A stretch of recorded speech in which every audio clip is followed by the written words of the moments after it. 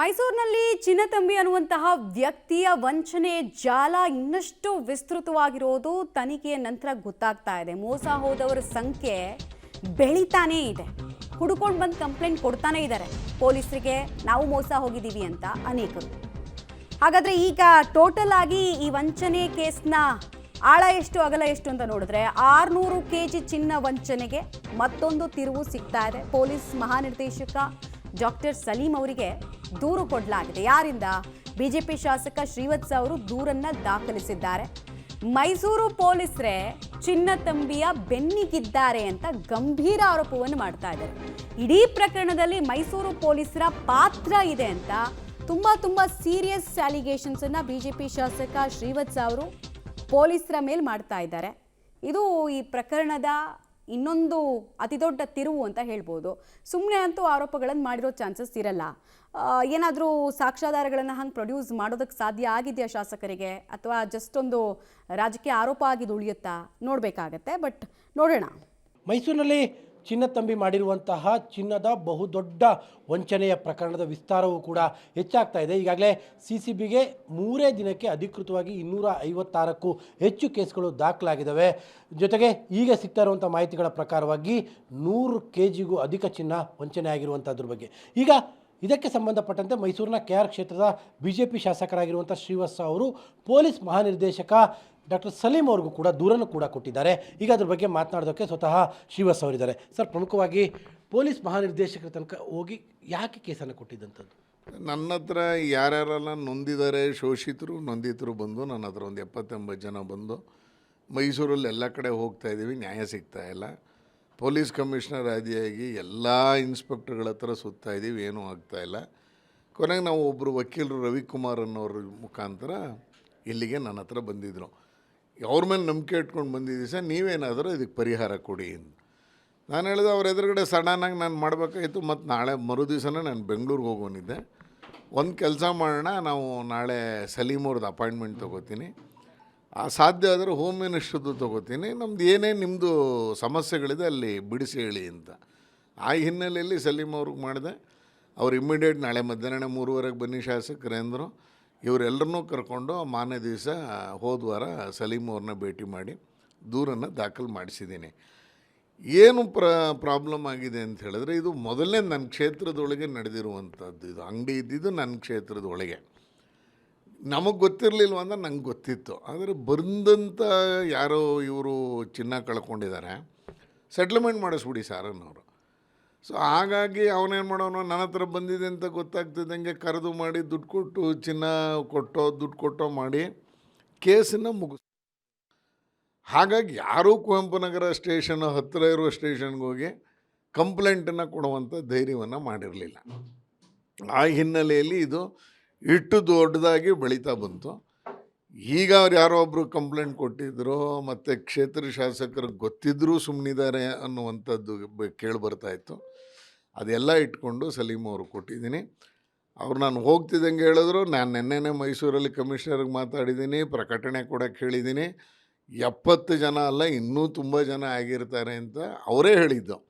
ಆ ಹಿನ್ನೆಲೆಯಲ್ಲಿ ನೆನ್ನೆ ಅಂದರೆ ಇವತ್ತಿನವರೆಗೆ 256 ಜನ ಕಂಪ್ಲೇಂಟ್ ಕೊಟ್ಟಿದ್ದಾರೆ ಅಂತ ಆಗಿದೆ. ಇನ್ನೂ ಒಂದಷ್ಟು ಜನ ಇದ್ದಾರೆ, ಇವತ್ತು ನಾಳೆ ಆಗುತ್ತೆ. ನನ್ನ ಅಂದಾಜು ಮೈಸೂರಿನಲ್ಲಿ ಈ ಪ್ರಮಾಣದಲ್ಲಿ ನಡೀತಿದೆ ಅಂದರೆ ಸುಮಾರು 600 kgಗೂ ಹೆಚ್ಚು ಚಿನ್ನ ಈ ಥರದ್ದಾಗಿದೆ ಅನ್ನೋದು ವರ್ತಮಾನ ಬರ್ತಾಯಿದೆ. 600 kg.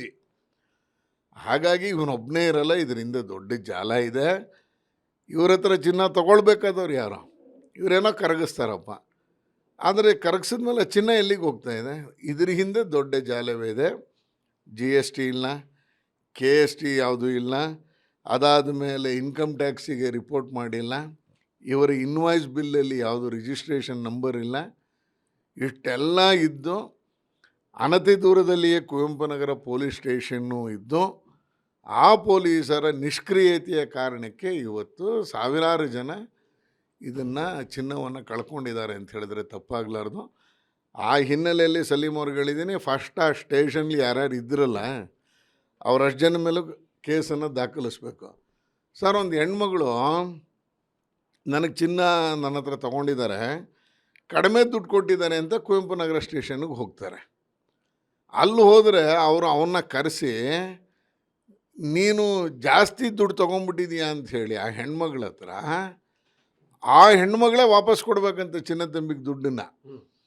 ಆ ಥರ ಮಾಡಿ 11 ಗಂಟೆಯಲ್ಲಿ ಚಿನ್ನದ ನಾನು ಸೇಟು ಅಂಗಡಿ ಬಾಗಿಲು ತೆಗೆಸಿ ಅವಳ ಕತ್ತಲ್ಲಿರುವಂಥ ತಾಳಿನ ಅಡ ಇಡಿಸಿ ಅದರ ದುಡ್ಡಲ್ಲಿ ಅವನಿಗೆ ಸೆಟ್ಲ್ಮೆಂಟ್ ಮಾಡುವಂಥ ಪೊಲೀಸ್ ಸ್ಟೇಷನ್ ಇದು, ಕುವೆಂಪು ನಗರ ಸ್ಟೇಷನ್. ಅಲ್ಲಿಗೆ ಮೋಸವಾಗಿರುವಂತಹದ್ದು ಜನರಿಗೆ, ಬಟ್ ದೊಡ್ಡ ಫಲಾನುಭವಿಗಳು ಪೊಲೀಸರು ಅಂತ ಕಾಣ್ತಾ ಇದೆ. ಅಲ್ಲ, ಹಾಗೆ ಕಾಣ್ತಾ ಇದೆ. ಈಗ ಪೊಲೀಸ್ ಕೆಲಸ ಏನು? ರಾತ್ರಿ 10 ಗಂಟೆಗೆ ಹೋಗಿ ಸೇಟು ಅಂಗಡಿ ಬಾಗಿಲು ತೆಗೆಸ್ತಾರಾ? ಯಾವನಿಗೋ ದುಡ್ಡು ಮೋಸ ಆಗಿದೆ ಅಂತ ನೀನು ತಾಳಿ ತೆಗೆದಿಡು ಅಂತ ಹೇಳ್ತಾರಾ? ಇದರಿಂದ ದೊಡ್ಡ ಜಾಲವೇ ಇದೆ. ಅನತಿ ದೂರದಲ್ಲಿ ಕುವೆಂಪು ನಗರ ಇದೆ, ಅದರ ಪಕ್ಕದ ಅಶೋಕಪುರಂ ಸ್ಟೇಷನ್ ಇದೆ. ಯಾರು ಗಮನಿಸ್ಬೇಕಿದು? ಆಯಿತು, ನನಗಿರೋ ವರ್ತಮಾನದ ಪ್ರಕಾರ ಹಿರಿಯ ಅಧಿಕಾರಿ ಒಬ್ಬರು ಈ ಚಿನ್ನತಂಬಿ ಅನ್ನೋ ಮನೇಲಿ ವಾಸ ಇದ್ದಾರೆ. ಅದು ಆಶ್ಚರ್ಯ ತರ್ತಾ ಇರೋದು. ಅಲ್ಲಿಗೆ ಪೊಲೀಸವ್ರಿಗೆ ಎಲ್ಲ ಗೊತ್ತಿದ್ದು ಕೂಡ ತಾವಿಗೆ ಬೇಕಾದಂತ ತೆಗೆದುಕೊಂಡು ಆರಾಮಾಗಿದ್ರು ಅಂತ. ಹೌದು, ಅದರ ಅರ್ಥ ಅದೇನೆ.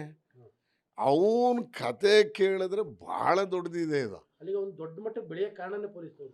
ಪೊಲೀಸರ ಸಹಕಾರ ಇಲ್ಲದೆ ಮಾಡೋಕ್ಕಾಗ್ತಿರ್ಲಿಲ್ಲ. ಪೊಲೀಸರಿಗೆ ಗೊತ್ತಿದ್ದೇನೆ ಇದನ್ನೆಲ್ಲ ಮಾಡಿದ್ದಾರೆ.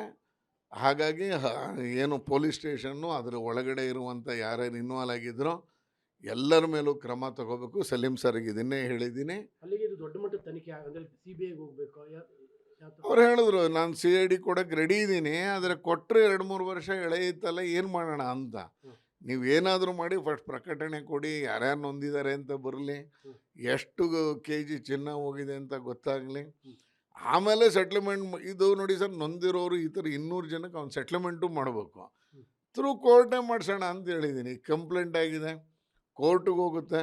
ಕೋರ್ಟಲ್ಲಿ ಏನಾದರೂ ಒಂದು ಸೆಟ್ಲ್ಮೆಂಟ್ ಒಂದು ಏನು ಅಕೌಂಟ್ಸ್ ಇದೆ ಎಲ್ಲ ನೋಡಿದ ನಂತರ ಸೆಟ್ಲ್ಮೆಂಟು ಮಾಡಬೇಕಾಗತ್ತೆ. ಯಾಕಂದರೆ ಮೈಸೂರು ಪೊಲೀಸವ್ರ ಬಗ್ಗೆನೇ ಈಗ ದೊಡ್ಡ ಮಟ್ಟದ ಅನುಮಾನಗಳು ಶುರುವಾಗಿದ್ದಾವೆ. ಹಾಗಾಗಿ ಇವರೇ ಎನ್ಕ್ವೈರಿ ಮಾಡಿದ್ರೆ ಹೆಂಗೆ ನ್ಯಾಯ ಸಿಗುತ್ತೆ? ಹಾಗಾಗಿ ಈ COD ತನಿಖೆ ಆಗಲೇಬೇಕು ಅನ್ನುವಂಥದ್ದು. ಅದಕ್ಕೆ ಸದ್ಯಕ್ಕೆ CCBಗೆ ಕೊಟ್ಟಿದ್ದಾರೆ, ನೋಡೋಣ ಯಾವ ಹಂತಕ್ಕೆ ಬರುತ್ತೆ ಅಂಥೇಳಿ.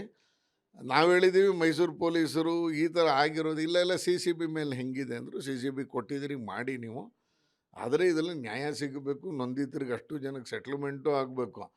ಬರೀ ಅವನು ದುಡ್ಡು ತೊಗೊಂಡು ಹೋದ, ಚಿನ್ನ ಹೊಡ್ಕೊಂಡು ಹೋದ, ಜೈಲಿಗೆ ಹೋದ ಅಂತ ಆಗಲ್ಲ. ಅವನು ಏನೇನು ಪ್ರಾಪರ್ಟಿ ಮಾಡಿದ್ದಾನೆ, ಎಲ್ಲೆಲ್ಲಿದೆ, ಅದ್ರ ಹಿಂದೆ ಇರುವಂಥದ್ದು ಜಾಲ ಯಾವುದು, ಈ 600-700 kg ಚಿನ್ನ ಎಲ್ಲಿಗೆ ಹೋಗಿದೆ, ಎಲ್ಲಿಗೆ ವರ್ಗಾವಣೆ ಆಗಿದೆ, ಅದನ್ನು ತೊಗೊಂಡ ವ್ಯಕ್ತಿ ಯಾರು, ಸಂಪರ್ಕದಲ್ಲಿದ್ದಾರೆ ಅವ್ರು, ಯಾರು ಇವರು ಏನು ವಂಚನೆಗೊಳಗಾದಂಥ. ಹೌದೌದು, ಸಂಪರ್ಕದಲ್ಲಿದ್ದಾರೆ. ಹೆಚ್ಚು ಕಡಿಮೆ ಈಗ ಅವರು ಒಂದು ಬ್ಯಾಚಲ್ಲಿ ಅವರು ವಾಟ್ಸಪ್ ಗ್ರೂಪಲ್ಲಿ ಸುಮಾರು 100 ಜನ ಇದ್ದಾರೆ. ಇನ್ನೂ 100 ಜನ ಸೇರ್ಕೋತಾ ಇದ್ದೀವಿ ಅಂತ ಹೇಳಿದ್ದಾರೆ. ಹೇಳಿದ್ದೀನಿ ಮುಂದಿನ ಮಂಗಳವಾರ ಅಷ್ಟರೊಳಗೆ ಒಂದು ಹಂತಕ್ಕೆ ಬಂದಿರುತ್ತೆ. ಅದಾದ್ಮೇಲೆ ಮತ್ತೆ ಸಲೀಂ ಅವರನ್ನು. ಎಷ್ಟು ಮಟ್ಟದ ಅಮೌಂಟ್ನ ವಂಚನೆ ಸರ್? ಇದು ಇವಾಗೇನಾದ್ರು ಚಿನ್ನದ ರೇಟ್ ನೋಡಿದ್ರೆ ಏನು ಹೇಳೋದು, 600-700 kg ಅಂದರೆ ಇದು ಹೆಂಗೆ ಅದನ್ನು ಅಂದಾಜು ಮಾಡೋದು ಅಂತ ಗೊತ್ತಾಗ್ತಿಲ್ಲ ನನಗೆ. ಸಿಗ್ತಾನೆ ಇಲ್ಲ. ಮೈಸೂರಲ್ಲಿ ಈ ಪ್ರಮಾಣದಲ್ಲಿ ವಂಚನೆ ಆಗಿದೆ ಅಂತ ಗೊತ್ತಾಗ್ತಿದೆ. ಅವನು ಹಳಬರಿಗೆ ಒಂದಷ್ಟು, ಈಗ ನೋಡಿ ಸರ್, 100 ಗ್ರಾಮ್ ಯಾರೋ ಚಿನ್ನ ತೊಗೊಂಡಾಗ ಅಡ ಇಟ್ಟಿದ್ದಾರೆ, 50 ಗ್ರಾಮ್ಗೆ ದುಡ್ಡು ಕೊಟ್ಟಿದ್ದಾನೆ, ಇನ್ನು 50 ಗ್ರಾಮ್ಗೆ ಕೊಡಬೇಕಾಗಿದೆ. ಆ ಥರದ್ದು ಪಟ್ಟಿ ಮಾಡೋಕ್ಕೆ ಹೇಳಿದ್ದೀವಿ. ಆ ಥರದ್ದು ಮಾಡಿ ಸೆಟ್ಲ್ಮೆಂಟ್ ಎಷ್ಟು ಬರಬೇಕು ಅಂತ ನೋಡ್ತಾ ಇದ್ದೀವಿ. ಅದರ ಪ್ರಕಾರ ನೋಡಿದ ನಂತರ ಸುಮಾರು 5-6 ಕೋಟಿ ರೂಪಾಯಿ ಆಗುತ್ತೆ ಈಗಿನ ದೂರು ಅಂತ, ಅವತ್ತಿನ ಲೆಕ್ಕದಲ್ಲಿ. ಈಗಿನ್ನೂ 100-150 ಜನ ಸೇರ್ಕೊಂಡಿದ್ದಾನೆ. ನೋಡಿ ಎಷ್ಟಾಗುತ್ತೆ ಅಂತ ನೋಡಿ. ಅವ್ರ ಕಡೆ ವಕೀಲರ ಹತ್ರನೂ ಮಾತಾಡಿದ್ವಿ. ಇದೇನೆಂದರೆ ಕೊನೆಗೆ ಶೋಷಿತರು, ನೊಂದಿತರಿಗೆ ಅವ್ರಿಗೇನೋ ಒಂದು ಸ್ವಲ್ಪ ಅಮೌಂಟು ಸಿಗಬೇಕು. ಆ ಹಿನ್ನೆಲೆಯಲ್ಲಿ ಅವ್ರ ವಕೀಲರ ಹತ್ರನೂ ಮಾತನಾಡೋ ಪ್ರಯತ್ನ ಮಾಡಿದ್ದೀನಿ. ಬಟ್ ಏನು ಮಾಡಿದ್ರು ಥ್ರೂ ಕೋರ್ಟ್ ಮಾಡಬೇಕು, ಅಲ್ಲೇ ನ್ಯಾಯ ಸಿಗೋದು ಅಂತ ಹೇಳಿದ್ದೀವಿ. ಬಟ್ ಒಳ್ಳೆ ರೀತಿಯಲ್ಲಿ ತನಿಖೆ ಆಗಬೇಕು. ಸಲೀಂ ಅವ್ರ ಮೇಲೆ ನಂಬಿಕೆ ಇದೆ, ಮಾಡ್ತಾರೆ ಅನ್ನೋಂಥ ವಿಶ್ವಾಸನೂ ಇದೆ. ಓಕೆ, ಇದು ಶಾಸಕ ಶ್ರೀವಾಸ್ ಅವರ ಮಾತು. ಒಟ್ಟು ಹೆಚ್ಚು ಕಡಿಮೆ 600 kgಯಷ್ಟು ಚಿನ್ನ ತಂಬಿ ವಂಚನೆ ಮಾಡಿರುವಂಥದ್ರ ಬಗ್ಗೆ ಮಾಹಿತಿಗಳೇ ಸಿಗ್ತಾ ಇದ್ದಾವೆ ಅನ್ನುವಂಥದ್ದು. ಅಲ್ಲಿಗೆ ಮೈಸೂರಿನಲ್ಲಿ ನಡೆದಿದ್ದಂತಹ ಬಹುದೊಡ್ಡ ಚಿನ್ನದ ವಂಚನೆ ಪ್ರಕರಣ ಇದಾದಂತೆ ಕಾಣ್ತಾ ಇದೆ.